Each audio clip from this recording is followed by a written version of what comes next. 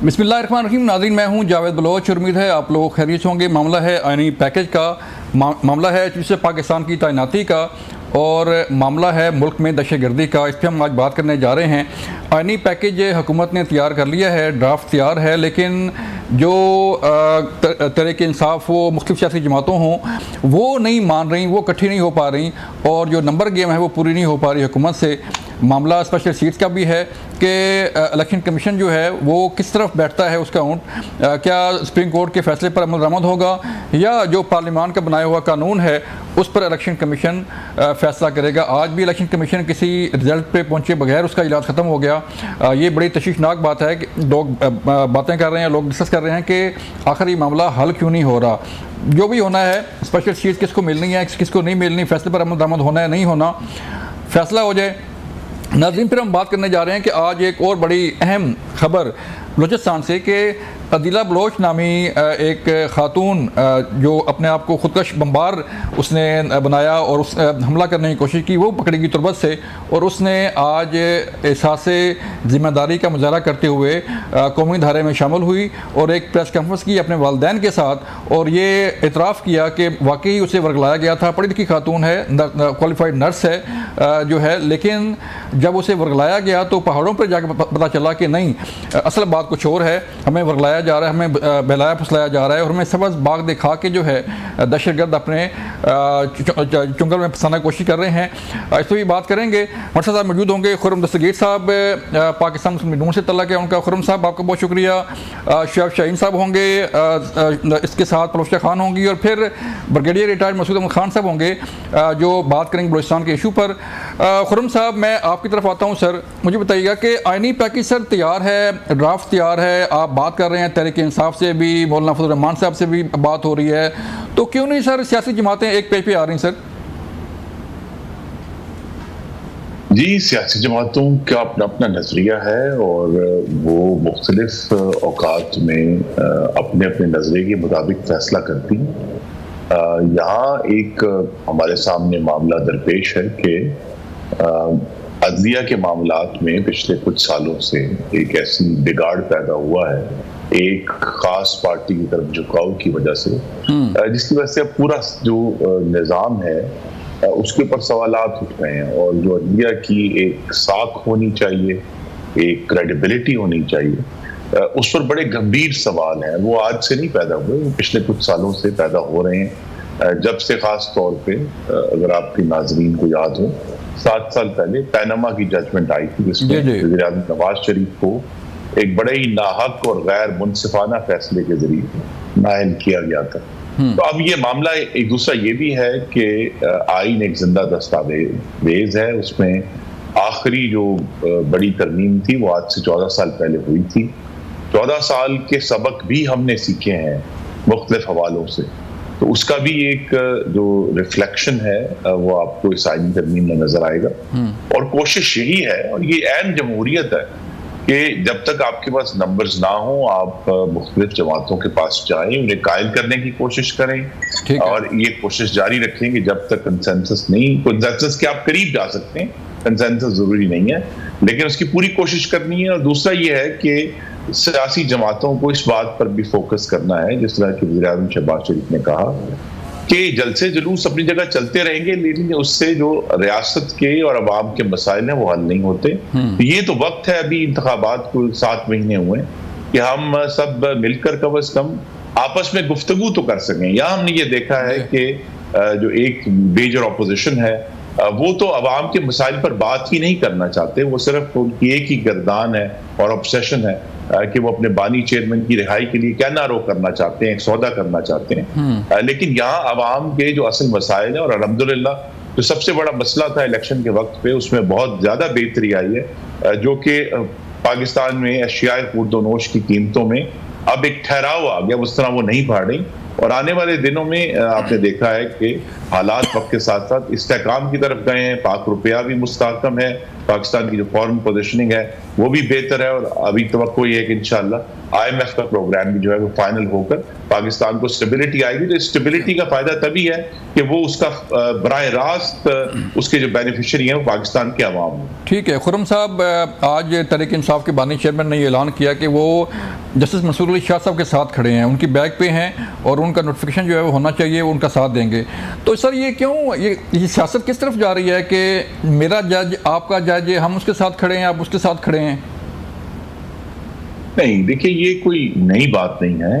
यही बानी चेयरमैन थे जिनके दस्तखतों से काजी फाइज ईसा के खिलाफ रेफरेंस किया, ये आपके नाज़रीन को याद होना चाहिए। तो लिहाजा वो तो बड़ी देर से ये कह रहे हैं कि ये जज मेरा नहीं है, और अब वो समझते हैं कि शायद एक इंडिविजुअल के जरिए वो मेरा जज हो जाएगा। जस्टिस मंसूर अली शाह बहुत ही काबिल इज्जत और मोहतरम जज हैं, इंतहाई इस मामले में जदीदियत पसंद और मामलात को समझने वाले और बहुत आला तालीम याफ्ता है। तो मैं नहीं समझता कि वो किसी भी सियासी लीडर के जज के तौर पर काम करेंगे। उनका अपना एक जहन है, एक तजुर्बा है।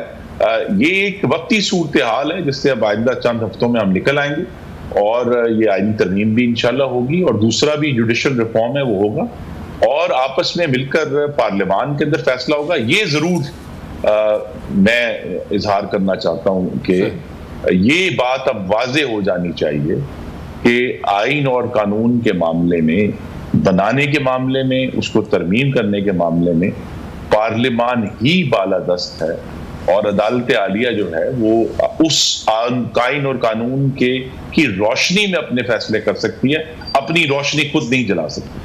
लेकिन सर इसके फैसला कौन करेगा कि पार्लियामान बालादस्त है या अदलिया बालादस्त है? मामला लटका हुआ है। वो सुप्रीम कोर्ट कहती है कि हमारे फैसले पर अमल दरामद करें, पार्लियामान कहती है हमारे फैसले पर अमल दरामद करें जो कानून साजी हुई है। तो मामला कैसे हल होगा फिर सर? देखिए, हमारा आइन है वो ये मामला हल कर चुका है, और अगर आप उसका इब्तिदाइया पढ़ें तो तीसरा जुमला ये है जी कि अल्लाह ताला की हाकमियत के बाद इस मुल्क का इक़्तिदार आला अवाम के मुंतखब नुमाइंदों के हाथ में हो। ऐसा ही है। तो अवाम के मुंतखब नुमाइंदे पार्लियामान में बैठे, वो अदलिया में नहीं बैठे। तो लिहाजा जो इक़्तिदार आला है वो बिलाखिर अवाम की वजह से, अवाम की दी हुई अथॉरिटी से मुंतखब नुमाइंदों के हाथ में होगा, और पार्लियामान उसका एक मज़हर है। तो पार्लियामान कानून साजी करती है, अदलिया तशरीह करती है। आज भी जो है वो इरफान सिद्दीकी साहब ने कहा कि जो है वो अदलिया बार बार ये फैसला करती है कि ये कानून ठीक नहीं है, ये कानून ठीक नहीं बनाया गया। तो फिर बात वहीं पहुंचती है सर, तसादम। और फिर दूसरी बात, आज एक और बड़ी अहम बात सर हुई कि जो अदलिया के आइन से मुतसादम कोई फैसला हो तो उसका फैसला कौन करेगा? ये उसका फैसला भी पार्लियामान करेगी।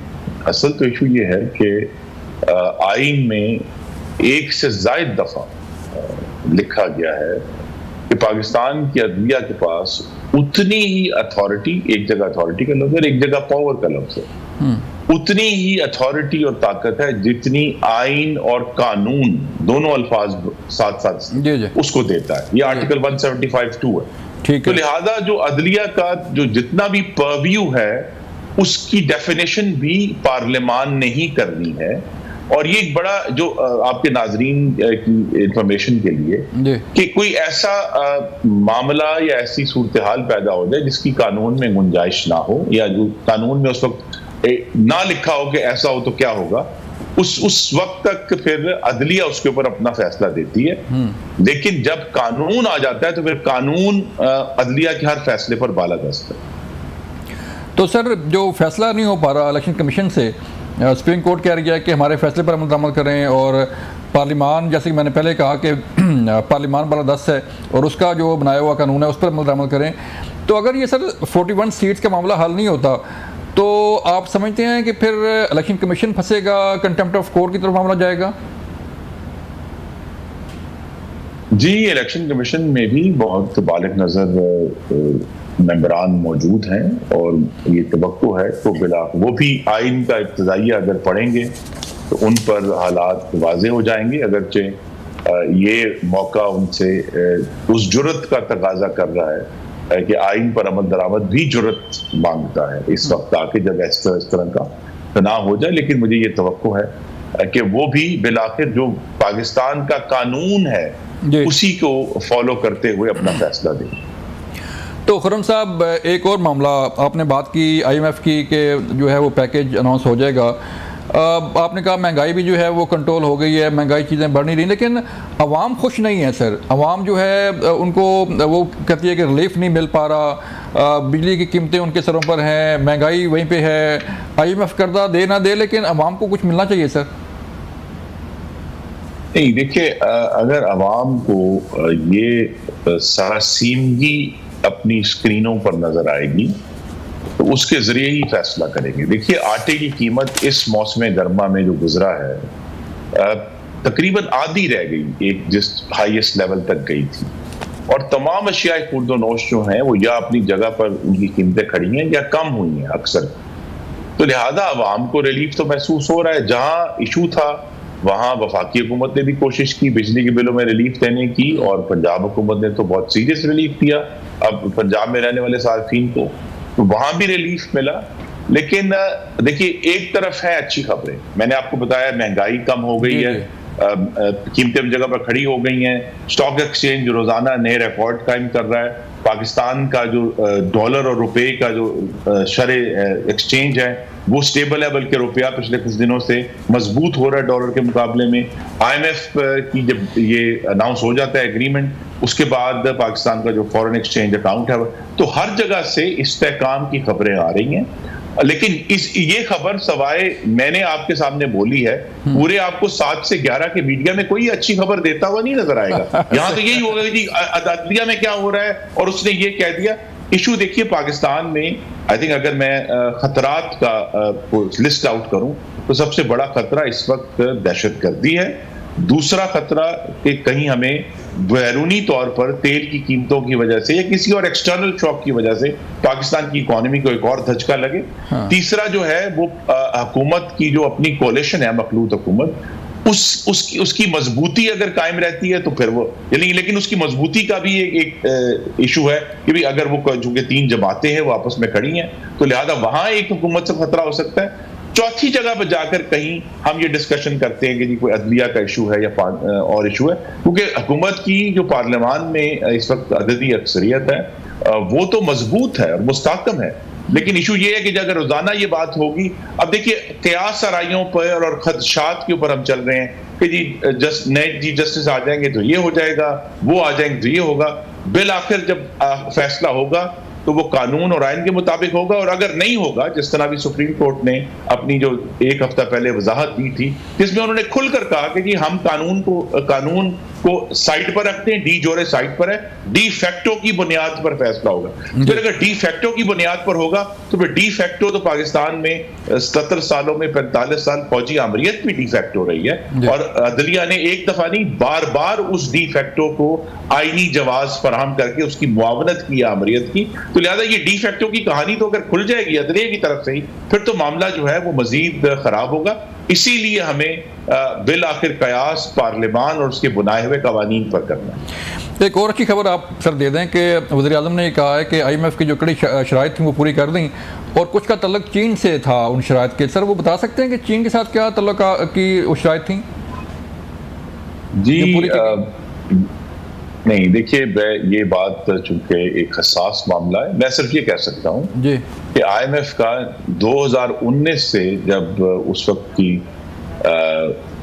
PTI की हुकूमत ने एक बहुत ही घनावना एग्रीमेंट IMF से किया था अप्रैल 2019 में, जिसमें उन्होंने उस वक्त भी IMF की डिमांड ये थी कि CPEC के तहत पाकिस्तान ने जो भी मुआहदे किए हैं उसकी तफसीलात उनको दे दी जाएं, और PTI हुकूमत ने, इमरान खान ने उनको ये तफसीलात फराहम कर दी थी पाकिस्तान के मफादात के खिलाफ। आज भी उनका यही मुतालबा है, IMF का होता है कि जी चाइना के साथ आपकी जो डीलिंग्स हैं हमें उसकी तफसीलात बताएं, इस वक्त कितनी आपने जो है कर्जा है, वो सारी इश्यूज हैं।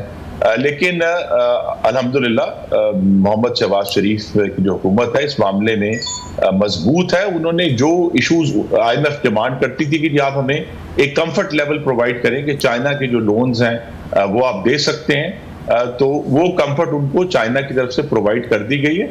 और आपकी नाजरीन की तवज्जो के लिए IMF का मुतालबा ये होता है कि जो सरमाया वो फराहम कर रहे हैं कर्जा, वो चाइना के कर्जे वापस करने के लिए इस्तेमाल ना हो। ठीक। तो लिहाजा वो जो है जब चाइना की तरफ से ये कंफर्ट आ जाती है तो फिर अब हम उम्मीद कर रहे हैं कि अगले चंद घंटों में ही वॉशिंगटन से ये खबर आ जाएगी कि IMF के साथ एग्रीमेंट जो है उसका अप्रूवल हो गया और ये प्रोग्राम अब बाकायदा तौर पर उसका आगाज हो जाएगा। चलें, बहुत शुक्रिया खुर्रम साहब, आपने हमें वक्त दिया। नाजरीन, मुझे यहाँ पे लेनी है एक ब्रेक, मिलते हैं ब्रेक के बाद।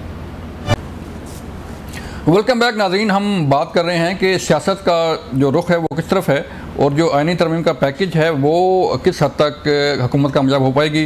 तहरीक इंसाफ के बानी चेयरमैन ने आज अडाला जेल में ऐलान किया है उनकी हमायत का जस्टिस मंसूर अली शाह की कि उनका नोटिफिकेशन जो है वो जल्द अज जल्द किया जाए। हम उनके साथ खड़े हैं, उनकी हमायत करते हैं, उनकी बैक पे हैं। इसके लिए हम आज दावत दी है शुएब शाहीन साहब को, तहरीक इंसाफ के सीनियर रहनुमा हैं, उनसे बात करने जा रहे हैं। शुएब भाई, शुक्रिया वक्त देने का। सर बताइएगा, आईनी पैकेज ज़ेर बहस है और चीफ जस्टिस पाकिस्तान की जो तैनाती है वो ज़ेर बहस है, क्या होने जा रहा है? तहरीक इंसाफ ने आज ऐलान किया है कि वो मंसूर अली शाह साहब के साथ खड़े हैं। देखें, ये आईनी नहीं है, गैर आईनी पैकेज है। पहली बात तो ये है कि इनके पास जब 2/3 मेजोरिटी नहीं है तो ये आईनी पैकेज की बात क्यों करते हैं। ठीक है। दूसरी बात, जिस अंदाज से जो रात की तारीकी में ये शब खून मारना चाहते थे आइन पे और इंसाफ के निज़ाम पे, वो सब ने देख लिया। अल्लाह ने उनको नाकाम किया और वो नाकाम नामुराद पहले भी हुए थे और आइंदा भी होंगे। और देखें, हम मंसूर अली शाह साहब की ज़ात के साथ नहीं खड़े हुए, हम उनके साथ इसलिए खड़े हैं कि आइन उनके हक में कहता है कि हमने 76 साल लगा के एक सिस्टम बनाया है पाकिस्तान का कि जो सीनियर मोस्ट जज होगा he will be the next chief justice of Pakistan. तो next chief justice of Pakistan के तौर पर उनको आइन तकाजा करता है कि उनका नोटिफिकेशन हो जाए, लेकिन उनके रास्ते में जो लोग रुकावटें पैदा कर रहे हैं, मैं ये समझता हूँ कि न सिर्फ ये गैर आइनी है, गैर अखलाकी है और ये अनकॉन्स्टिट्यूशनल एक्ट है जिसके खिलाफ आज हम खड़े हैं। हम ये बजा तौर पर समझते हैं कि पाकिस्तान की तारीख में जिस तरह मार्शल लॉ ने शब खून मारे, निज़ाम इंसाफ पे हमले किए, आइन और कानून को अपने पाँव तले रोदा, ये उससे बदतर सिचुएशन पैदा कर रहे हैं और ये बड़ी ख़तरनाक सिचुएशन है। तो इसलिए जो पिछले साल इन्होंने 3 महीने पहले नोटिफिकेशन काजी साहब का किया था, अब 1 महीना रह गया है, अभी तक वो नोटिफिकेशन 1 महीने से भी बल्कि कम रह गया है, अब वो उनका नोटिफिकेशन नहीं निकाल रहे। इसमें इनकी बदनीयती भी है, बेईमानी है, डिसऑनेस्टी है मौजूदा गवर्नमेंट की, और जो कुछ ये कर रहे हैं तो मेरा ख्याल है कि इनको इन चीज़ों को दुरुस्त करना चाहिए। ठीक है। सेनेटर प्रवशा ने हमें ज्वाइन किया, उनसे बात करते हैं। प्रवशा खान, मुझे बताइएगा कि बिलावल साहब फरमा रहे हैं कि आईनी कोर्ट बन के रहेगी, तो लेकिन जो फिगर है वो पूरी हो नहीं रही, तो फिर कैसे फिगर पूरी होगी ये? देखिए, बात यह है कि हम तो कोई इसमें जो बात कर रहे हैं वो सिर्फ आईनी कोर्ट के हवाले से जो हमारा एक अपना सियासी मायदा है लोगों के साथ, उसकी बात कर रहे हैं कि हम आईनी कोर्ट के हवाले से हर मुमकिन कोशिश करेंगे। ठीक है। अगर भी नंबर्स वाली गेम तो जो है वो जाहिर है जब पूरा पैकेज होगा तो तभी वो टेबल होगी। लेकिन बहरहाल कोशिश करना तो हर पॉलिटिकल पार्टी का फर्ज है और उसकी सवाबदीद है, उसका अपनी मर्जी है, उसकी हक है। तो एक जो हिस्ट्री का भी बोझ है, तारीख का बोझ है, और जाहिर है शहीद मोहतरमा का वादा था, हम उस पे कारबंद रहना चाहते हैं। अब जाहिर है इसके मुझे इल्म है कि आप पूछेंगे कि ये वक्त क्यों और फिर कोई और वक्त क्यों नहीं, तो लिहाजा जिस वक्त भी हम ये लाते तरमीम तो शोर तो इसी तरह से मचना था। लेकिन इंटरेस्टिंग बात यह है कि जब ये 2006 का मुआहदा है, आज हम 2024 में हैं, बहुत साल गुजर गए हैं, आज तक किसी को इस बात पर एतराज नहीं रहा। COT चार्टर ऑफ डेमोक्रेसी मिसाक जमहूरियत एक बड़ा पब्लिसाइज्ड डॉक्यूमेंट है जिसको 12 दफा इस मुल्क में सियासी पार्टियों की नजर से गुजरा, उसकी बेसिस पे 18वीं तरमीम की गई और वो एक ऐसा डॉक्यूमेंट है जो बार बार जिसका तस्करा होता है, वो एक तारीखी अहमियत का हामिल है। और जिस वक्त ये डॉक्यूमेंट पास हुआ था उस वक्त इसको इमरान खान साहब ने भी इंडोर्स किया था। ठीक है, ये तरमीम हमने बाद में उसमें नहीं डाली, ये उसमें उसका ऑलरेडी हिस्सा थी आईनी कोर्ट वाला। जिस आईनी कोर्ट का तस्वर बिलावल साहब ने पेश किया है वो इस लिहाज से बड़ा खुशाइन है कि उसमें चारों सूबों की नुमाइंदगी है, उसमें रोटेशन। तो क्या तहरीक इंसाफ से बात करेंगी? तहरीक इंसाफ को भी इत्मीनान में लिया जाएगा? देखिए, हमें तो कोई एतराज नहीं है तहरीक इंसाफ को ये किसी भी पार्टी से बात करने में, इसमें कोई एतराज नहीं है। जाहिर है कंसेंसस इज ऑलवेज बेटर। जब 18वीं तरमीम पास हुई थी तो वो 2/3 अक्सरियत से ज्यादा से पास हुई थी। उस वक्त हमारे और बहुत से मसाइल भी थे ऑपोजिशन के साथ, PMLN के साथ, लेकिन आप देखिए बातचीत से एक तारीखी तरमीम पास हुई। बहरहाल मैं आपको ये कह रही थी कि अगर ये आईनी कोर्ट इस कदर ही कोई काबिल इतराज बात थी तो आज इतने सालों में किसी ही सियासी जमात ने इस पर कोई एतराज नहीं उठाया। आज अगर बिलावल साहब या पाकिस्तान पीपल्स पार्टी ये समझते हैं कि हम इसको एक सीरियस ट्राई करना चाहते हैं कि ये तरमीम हम पास करवाएं, हम इस पर कमिटेड हैं, तो उस पे आज ही उसमें सब बुराइयां नजर आ गई। लिहाजा अब ये आर्गुमेंट जो है ये इसलिए होल्ड नहीं करता कि या तो ये कोई अपना पैकेज लाए एतराज करने वाले, कोई तरमीमी इसके मुकाबले पे कोई आप तरमीमी पैकेज ले आए, आप कहें हमारी ये हमारे ख्याल में ये होना चाहिए, ये इस्लाहात बेहतर हैं, जो आप इसका हाथ लाए वो बेहतर नहीं, तो बात फिर हो सकती है। लेकिन इनके हाथ में तो वो भी कोई ऐसा मुझे नजर नहीं आता। कोई तहरीक इंसाफ से पूछते हैं, परवशा तहरीक इंसाफ से भी पूछते हैं। शेख साहब आप बताइएगा कि जैसे भी बात हो रही है कि कोई आईनी पैकेज या आईनी तरमीम आप खुद भी लेके आए, कोई आप जो आपकी ड्राफ्ट वो भी पेश हो सकता है, तो कोई ऐसा सिलसिला है कि कोई तहरीक इंसाफ कोई अपना ड्राफ्ट तैयार कर रही है या कोई जो तरमीम आप चाह रहे हैं वो लेके आए? देखिए, पहली बात तो यह है कि ये टाइम ये क्यों इनको याद आ गया कि जिस वक्त 2006 की बात है सर, मैं 2006 की बात करता हूँ। आप चले 2006 में GCOT बना, क्या बिलावल भुट्टो साहब के नाना मरहूम जिन्होंने 1973 का मुत्तफ़िक़ा आइन बनाया, क्या उस वक्त उनको वफाकी आइनी अदालत बनाने की जरूरत महसूस क्यों नहीं हुई? दूसरी बात, 2006 में GCOT में क्यों ये बात रखी गई थी? वजह ये थी परवेज मुशर्रफ ने अपने मनपसंद जजेस से हाई कोर्ट और सुप्रीम कोर्ट को भर दिया था। That was the actual reason. उन्होंने कहा गया कि नहीं जनाब, फिर हम वफाकी आइनी अदालत बनाएंगे ताकि आइन के जो इंटरप्रिटेशन है वो उन जजेस से कराई जा सके। उसके बाद 2010 में आपको पता है कि जब कॉन्स्टिट्यूशनल अमेंडमेंट होती है उसमें with the consent of all the parties, और 10 महीने के लिए उसमें डेलिब्रेशन होती है, और 10 महीने बाद जाकर मुत्तफ़िक़ा वो 18th अमेंडमेंट आती है और उसके नतीजे में मुशर्रफ साहब के किए जाने वाले इक़दाम नलीफाई किए गए। लेकिन आप मुझे ये बता दें कि अब वो आइनी अदालत का सरबराह बनेगा जो 68 ईयर्स एज का होगा, 65 से 68 तक रहेगा। अब वो आइनी अदालत का सरबराह होगा जिसको शहबाज शरीफ और जरदारी साहब मिलकर बनाएंगे। किसने लिखा है सर, कौन आएगा? वो तो उसमें सिर्फ नाम काजी फाइसा का नहीं लिखा, बाकी सब कुछ लिखा। और वो आएंगे जजेस जिनको काजी फाइसा साहब और जिनको जरदारी साहब और शहबाज शरीफ साहब मिलकर बनाएंगे। अगर आपने आइन का और कानून का मजाक उड़ाना है और सुप्रीम कोर्ट को डिस्ट्रिक्ट एंड सेशन जज लेवल पे लाना है तो ये वफाकी आइनी अदालत की देखें, ये जो एक नुक्ता शेख साहब आज बड़ा अहम नुक्ता उठाया है इरफान सिद्दीकी साहब ने। उनका ये कहना है कि अगर कोई फैसला आइन की मुतसादम हो तो उसका फैसला कौन करेगा कि ये फैसला गलत है, ये सही है? नहीं, क्या कहा उन्होंने कहा कि अगर कोई फैसला आइन से मुतसादम हो, सुप्रीम कोर्ट का, हाई कोर्ट का या किसी भी कोर्ट का, तो उसका फैसला कौन करेगा? नहीं, वो फैसले का अख्तियार फिर शहबाज शरीफ को दे दिया जाए। कोई फोरम तो होना चाहिए। कहता है कि फैसला का अख्तियार पार्लियामेंट है ना सर, के पास है। सुप्रीम कोर्ट के फुल बेंच ने फैसला कर दिया है, तो अब उसके लिए कोई नई अथॉरिटी बना देंगे कि शहबाज शरीफ बैठ के फैसला कर देगा कि सर पार्लियामान सर जिसके लिए आप इलेक्शन लड़ते हैं, पार्लियामान है ना सर, पार्लियामान कानून साजी करती है, पार्लियामान कानून साजी करके आइन बनाया है ना। चलें परवशा, आप बताइएगा कि जो ड्राफ्ट है वो फाइनल हो गया? ये जो कहा जा रहा था कच्चा ड्राफ्ट है, पक्का ड्राफ्ट है, किसी को मिला नहीं मिला? ड्राफ्ट में सारी बातें लिखी हैं, मुझे ये नहीं है ना, मैंने ऐसा ड्राफ्ट देखा जिसमें लिखा है कि जो आईनी अदालत के सरबराह को शहबाज शरीफ पिक करेंगे, जरदारी साहब पिक करेंगे और हैंड पिक जजेस होंगे। कल जो बिलावल साहब ने एक तफसीली बातचीत की है उसमें उन्होंने इस बात को बिल्कुल वाज़ेह किया है कि वो किसी शख्सियत या किसी की हैंड पिकिंग जजेस पे यकीन नहीं रखते। ये सिर्फ आईनी अदालत की बात है जिसमें 8वीं तरमीम में लोगों के फंडामेंटल राइट्स को पामाल कर दिया गया। ये किस बेसिस पे बात हो रही है? तो आप मुझे जरा अपनी स्क्रीन पे वो ड्राफ्ट अगर दिखा दें तो मैं आपसे फिर उस पर बात कर सकती हूँ।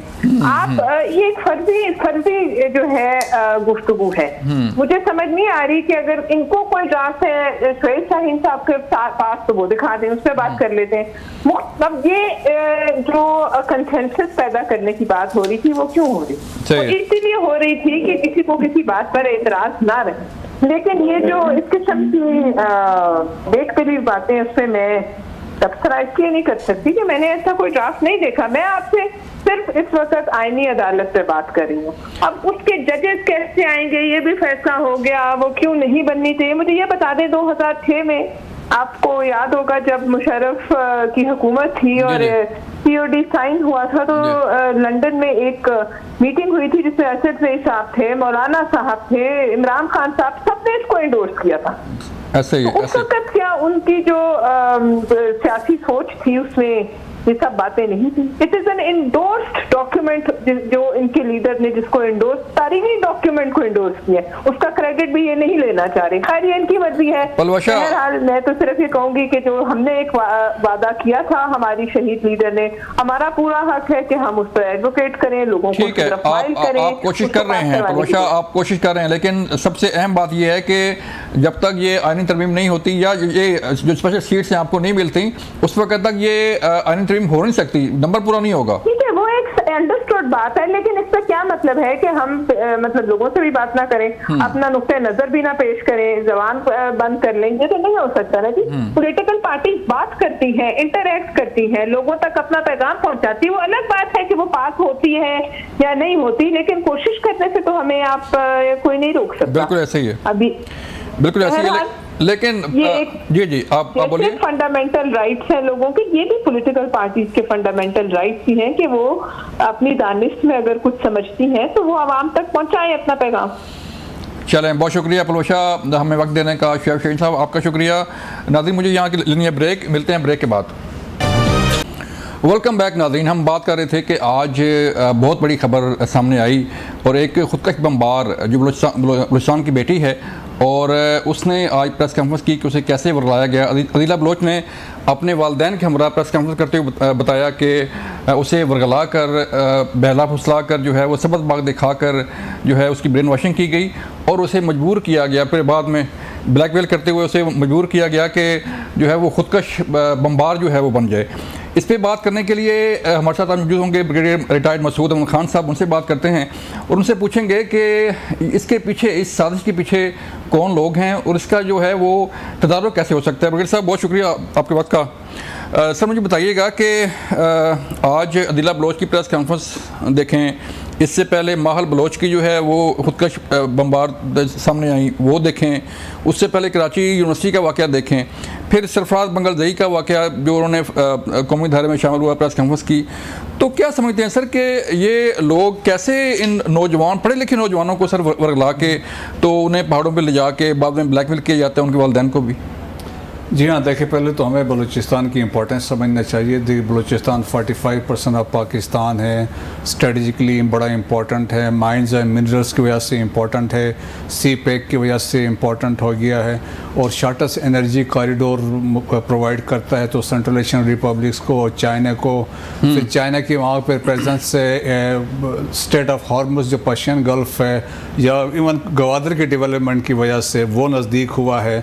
चाइना की वजह से इंडिया समझता है कि हमारे सी लाइंस ऑफ कम्युनिकेशन इधर दे आर नो थ्रेटन है। फिर इंटरनेशनल जो ग्रुप से या होस्टाइल एजेंसी से इंक्लूडिंग इंडिया, तो वो भी चाहते हैं क्योंकि चाइना यहाँ पे आए तो उसको भी कंटेन करें, सी पैक को अंडरमाइन करें to contain development of Balochistan और पाकिस्तान के डेवलपमेंट को रोकना चाहते हैं। और इसके लिए देखें कि इंडिया ने 2018 में एक तंजीम बनाई थी ब्रास और जिसमें BLA भी शामिल थे, BLF भी शामिल थे, उस वक्त BRA भी शामिल थी। और इसके बाद उन्होंने उनको फिर ऑब्जेक्टिव्स दिए थे, मिशन जो थे बलूचिस्तान इन कराची शामिल उसमें वो था। 2020 में फिर उन्होंने एक और तंजीम बनाई, कंसोर्शियम बनाया, TTP इसमें उन्होंने शामिल कर दी थी। फिर उनके कोऑर्डिनेशन हुई और अकॉर्डिंगली बाद में ये मजीद ब्रिगेड जो बना, BLA का मजीद ब्रिगेड है, वो भी उमरान ने बनवाए थे 2011 में। तो सुसाइड बम्बिंग की जो ट्रेनिंग थी वो TTP की तरफ से इधर से आई। तो उसके बाद देखेंगे सिंस ये जो ब्रॉस है, प्रॉक्सीज है इंडिया की, तो इंडिया के इंस्ट्रक्शंस पे, उनके बिहाफ पे ये ऑपरेशन जो वहाँ पे ये अटैक्स करते हैं। और हमने रिसेंट पास में अटैक्स देखे जो वहाँ पे BLA ने किए या मच में किए हैं, कोलपुर में किया है, मुसाखेल में जो इंसिडेंट्स हुए हैं, कैच में हमला हुआ है, पंजगुर में, नौशकी में और बहुत सारे जगहों पे ये BLA वाले इन्वॉल्व थे। और मोस्टली जो BLA की तरफ से मजीद ब्रिगेड इसमें इन्वॉल्व है, जो इनका सुसाइड ब्रिगेड माना जाता है, जिसका किसी ज़माने में असलम अच्छो लीडर था जो 2018 में कंधार में मारा गया था। BLF फिर है, BLF का जो मकरान डिवीज़न के एरिया में उनका वहाँ पे इन्फ्लुएंस है। तो अल्टीमेट देखें ऑब्जेक्टिव यही है कि बाहर की मदद हासिल है, वहाँ से इनको वेपन्स इक्विपमेंट सारा मिल रहे हैं, अफ़गानिस्तान के अंदर इनकी मौजूदगी है, वहाँ के हाइड्रो से यूज़ कर रहे हैं। और वहाँ से करीबन ईरान के अंदर सरवान सिस्तान में जब हमने लास्ट टाइम स्ट्राइक्स किए थे वहाँ भी इनकी प्रेजेंस थी, तो अभी भी उनके वहाँ पे प्रेजेंस है। सो अल्टीमेट गोल जो है कि वो अंडरमाइन करना और डिस्टेबलाइज करें मुल्क को और वहाँ पे अमन ना कायम हो। मैं अपने प्रोड्यूसर से कहूँगा कि अगर अदीला बलोच का ज़रा 60 ज़रा चलवा दें, ज़रा देखें कि वो आज उसने जो प्रेस कॉन्फ्रेंस की उसमें उसने कहा क्या, फिर हम इसका जायज़ा लेते हैं कि इसके पीछे कौन थे। मेरा नाम अदीला है और मेरा ताल्लुक जो है तुब्बत से है और अभी मैं एक क्वालिफाइड नर्स हूँ। मैं ड्यूटी भी करती हूँ, एक प्रोजेक्ट चला रही हूँ WHO में। मेरा काम है लोगों की ज़िंदगियाँ बचाना, लोगों की मदद करना। लेकिन इस दौरान मेरी बदकिस्मती से मैं ऐसे लोगों के साथ कांटेक्ट में रही जिन लोगों ने मुझे बहुत बेकाया, मुझे इस तरह बेकाया कि मैं खुदकुश हमले करने के लिए खुद ही राज़ी हो गई। मैंने ये भी नहीं सोचा कि मेरे खुदकुश करने के बाद मेरी तो जान चली जाएगी, लेकिन मेरी वजह से कितनी लोगों की जान चली जा सकती है। मैंने इसे कुछ भी नहीं सोचा। मुझे अपनी गलती का एहसास तब हुआ जब मैं पहाड़ों पे गई। उधर जाके मैंने देखा, मेरे वहाँ जाके मैंने अपने घर वालों को भी नहीं बताया, मैंने अपने घर वालों की इज्जत भी नहीं देखी। वहाँ पे जाके ऐसे सख्त हालात थे। मुझे ये बताया गया कि वहाँ पर आपको एक नई ज़िंदगी मिल जाएगी, लेकिन वहाँ ऐसा कुछ भी नहीं था। वहाँ पर ऐसे सख्त हालात थे, इनके ऐसे सख्त रवैया था। ये वहाँ पर मैंने ऐसे नौजवान भी देखे कि इनके वो भी ऐसे बिकाए हुए थे और लोगों के हाथ में भी ऐसे बंदूक थे। ये जो आजकल का तासुर है कि बलोच ख़वातीन अपनी मर्ज़ी से खुदकुश करती, ये बात गलत है। मैंने खुद देखे, ये लोग ब्लैकमेलिंग करके लेके जाते हैं, बरगला के लेके जाते हैं। मुझे इस तरह बेकाया गया कि मुझे कुछ भी समझ में नहीं आ रहा। मैं ऐसे गलत रास्ते पे भी चल रही थी, लेकिन मुझे कुछ भी पता नहीं चल रहा था। नाज़रीन, ये अदीला बलोच की प्रेस कॉन्फ्रेंस आपने सुनी और उसने जैसे बताया कि उसे खुद ही पता नहीं था कि वो क्या करने जा रही है। वही साहब, ये वो एक मिसाल है, इससे पहले भी हमने कई मिसालें देखी, हमारे सामने मौजूद हैं। तो सर, इसको काउंटर कैसे किया जा सकता है कि जो पढ़े लिखे नौजवान हैं वो बलूचिस्तान की तरक्की में किरदार अदा करें अपने, और फिर जो सबसे बड़ा शर्मनाक बात सर ये है कि बलोच रवायात के ख़िलाफ़ ख़वातीन का इस्तेमाल किया जा रहा है। ख़वातीन, बापर्दा ख़वातीन जो कभी घरों से बाहर निकलना जो है पसंद नहीं करते बलोच ख़ानदान में, तो उन्हें इस मामले पर जी हाँ, देखें, इसका मतलब ये एक वाज़ेह है कि मतलब ये है कि जो यंगस्टर्स है वो नहीं जा रहे हैं। तो उन्होंने अभी फोकस किया है ख़वातीन पे। तो उनका देखें जिस तरीके से ये अदीला जो बात कर रही थी, अपने दिल से बात कर रही थी और उनका लगता था कितनी सेंसिटिविटी के साथ वो अब बता रही थी कि उनके साथ क्या मसाले हुए हैं। तो आप देखें, जब आप जहन साजी करते हैं, पब्लिक उसको जहन साजी करते हैं, वर्गलाते हैं, आप इंसेंटिव्स की बात करते हैं और आप बेला फुसला के आपको लेके जाते हैं कि आपके फैमिलीज़ को इस तरह लुक आफ्टर होगा। तो इस तरीके से जैसे देखें ना, शारी बलोच जिसने पहला सुसाइड किया कराची में, कराची यूनिवर्सिटी में, तो उसको भी इन्होंने जहन साजी इस तरीके से की गई थी कि उसको missing person, so called missing person के फैमिली से मिलवाया, उनसे कहानियाँ उनको सुनवाई जहन साजी करने के लिए, और इसके बाद वो करीमा बलोच की स्टोरीज से जो बताई गई उसके साथ। साहब, इस प्रोपेगेंडा का जो महारंग बलोच का प्रोपेगेंडा सामने आता है, इसका हल क्या है सर आपकी नज़र में? देखें, हल तो ये है कि ऑलरेडी कि बलूचिस्तान के लोग तो मुहिब वतन है, 99.9% वो समझ गए हैं कि ये जो लोग हैं ये तो सरफराज बुख्ती राइटली सेस कि ये नाराज़ बलोच नहीं हैं, जो हैं वो दहशत गर्द हैं। बाकी लोग तो देखें मेन स्ट्रीम में है बलोच जितने हैं आपके ब्यूरोक्रेसी में। आज देखें अफवाज पाकिस्तान में 40,000 सोल्जर्स बलोच हैं, 800 सुपर ऑफिसर्स हैं बलोच हैं। सोर्ट ऑफ ऑनर जो PMA से चंद साल पहले लिया वो बलोच था, नौशकी का था। पाकिस्तान नेवल एकेडमी से जिसने सोर्ट ऑफ ऑनर लिया वो जो था जहरी था। तो मतलब ये है कि लोगों में पोटेंशियल है और वो सारे पोटेंशियल है बलूचिस्तान के नौजवानों का। नाजरीन, हमने कोशिश की कि बलूचिस्तान के जो मसाइल हैं, जो इसके पीछे मुल्क दुश्मन नासिर हैं, उसके पे बात करें, और फिर हमने बात की सियासत पे कि सियासत जो है वो किस तरफ जा रही है। ज़ाती मफादात से हट के अगर सियासत की जाए, या सुप्रीम कोर्ट का मामला हो, अडयाला जेल का मामला हो, लेकिन पहले पाकिस्तान, पहले अवाम और फिर बाद में कोई और चीज़ आती है। अपना ख्याल रखिएगा। अल्लाह हाफिज़।